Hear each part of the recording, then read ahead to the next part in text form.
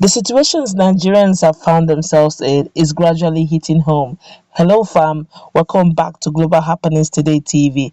Well, as we speak, a lot of political elites, are beginning to see what is befalling Nigeria as a country, and the fact that when it will begin, it will definitely consume not just Nigerians, the common Nigerians, but everyone at large. And they're beginning to ask for something quite different. And this is actually coming from someone, would I say, I actually least expect him to champion this, but he's actually championing it for in a greater dimension.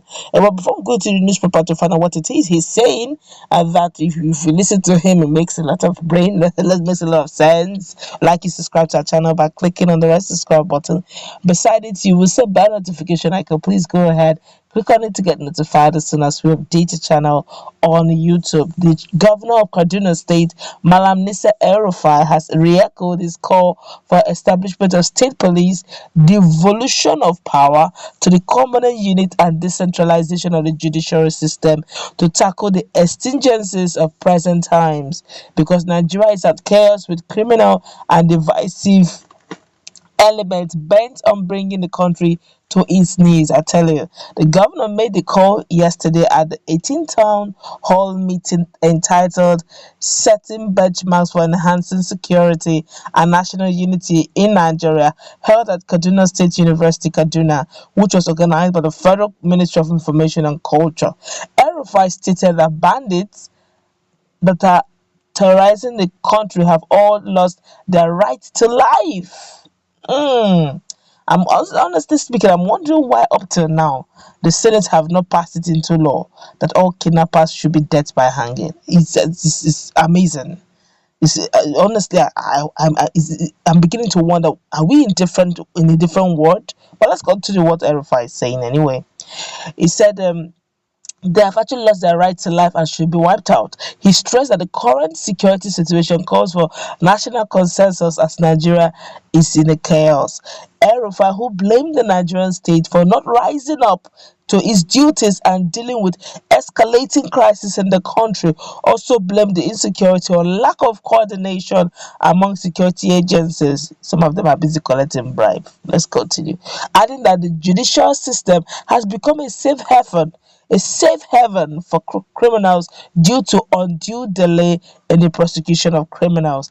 He called on the security agencies to identify and deal decisively with all state and non-state actors engaged in conduct that amount to challenging the supremacy of the Nigerian state and the constitution without ethnic profiling or discriminatory treatment. That's the challenge. You see, that ethnic profiling is why we are where we are right now. There's some persons that seem to be above the law, and there's some persons that are actually the slave to the law. And for that reason, injustices here and there. Instead of equity, we get injustice, we get unfair treatment, and that's why you're hearing agitations everywhere, poverty, and all that. But let's continue anyway. According to the government, to address this banditry problem in the northwest and north central, we must implement the National Livestock Transformation Plan already produced 2 years ago to enable accelerated investment in modern animal husbandry, incorporating the rapid sedentarization of herders in known locations. I'm sure that should be left in the north. I'm sure the southerners don't want it at all.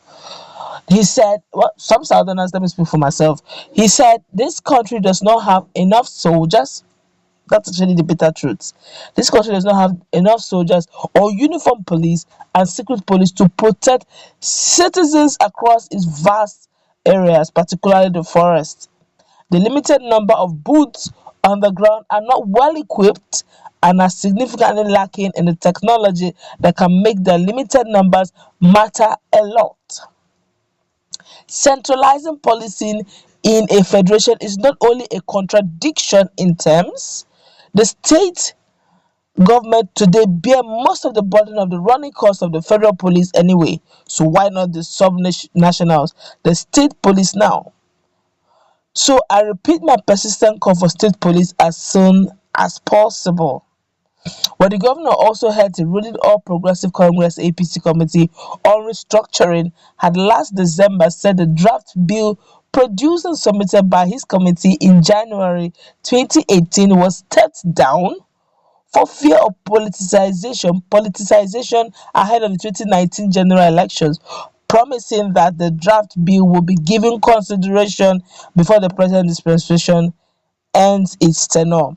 The Minister of Information and Culture, Alhaji Lai Mohammad, noted that the general state of insecurity, as reflected in incidences of farmer herders clashes, Boko Haram insurgency, banditry, ethno-religious clashes, and intolerance and kidnapping for ransom, are triggering rising call for secession as well as politicization of ethnic and religious differences.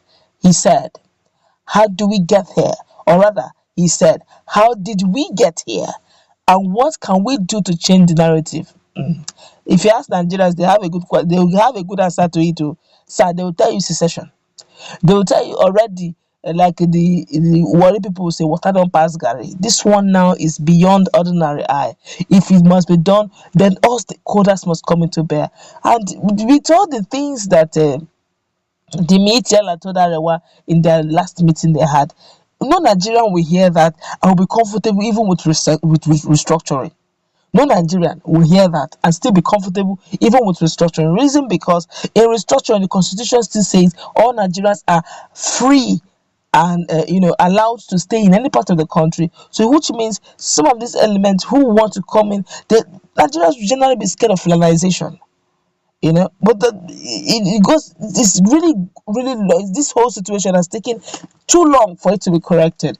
I don't know how they're going to do it, but honesty and integrity needs to come into play here, and fair play, justice needs to come into play here. But I don't know how it's all going to begin, but let's continue, because he's asking the question that how did we get here and how can we change the narrative. I'm just telling him a tip of the iceberg of what an average Nigerian out there would tell him if the Nigerians have to answer that question. But let's continue what Lai Mohammad was saying. He said, we believe that finding a way out of the situation in which we found ourselves requires teamwork, reflecting all diversities and leveraging on all our collective creativity to pursue with diligence the project of rescuing Nigeria.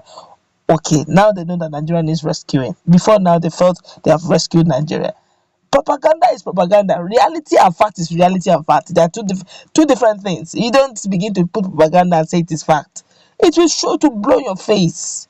The minister urged that the correct starting point towards addressing myriad of problems is the building of an elite consensus, elite consensus on security, unity, indissolubility. Hey, you say if you go and check average Nigerians, some of them are already tired of this whole thing because of insecurity.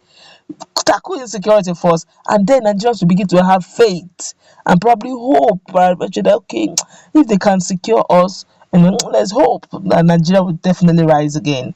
Well, on unity, indissolubility, and peaceful existence of Nigeria, adding that such elite consensus had worked in the past. In the past, it was not this bad. Maybe it worked in the past. You can't keep using the same method and expect a different result. It worked because it wasn't this broken. Let's continue. A day after the Arewa Consultative Forum, ACF said attacks on northerners and the south were targeted to provoke the north, which earned the bodies some backlash from other regional bodies. Arewa leaders yesterday condemned calls by northern youth over any reprisal attack against Igbo residents in the north. The deputy chairman of ACF, Senator Ibrahim Ida, had on Wednesday said, we are being provoked by incessant attacks on northerners in the south. We must therefore ensure at the end that nobody takes us for granted or underestimates us. But rising from its National Executive Council NEC meeting yesterday, presided over by ACN National Chairman Audu Ogbe, the Arewa leaders said you should refrain themselves from any lawless act and avoid any plans to attack the Igbos and their businesses or their interest in the north following the recent violence part of the southeast. In a communique released by the spokesperson of the group, Emmanuel Yahweh, ACF condemned the security challenges bedeviling the country, saying the forum expressed displeasure at the state of affairs in the north and in the country in general. The forum condemned the activities of the insurgents, kidnappers, bandits in the north, saying their activities are bringing down the peace and progress for which the North was noted when the founders of the region were in power. We warn our youth who have suddenly started distributing messages on social media calling on reprisals on Igbos and their businesses in the north. We, the Arewa Consultative Forum, stand against all lawless art of self-help and call on all northern youth to stop such evil art. They do not enjoy our support. The ACF believes in dialogue and consultation as a way of bringing peace and normalcy back to our troubled region and nation. The ACF also regretted that the kidnapped student of Afaka College of Forestry Mechanization had remained in captivity for weeks, and the Kaduna state government has not done much to get them released. The forum agreed to take up their plight with the state and the federal government. Whoa, well, this is quite a strong one. I don't know how we're going to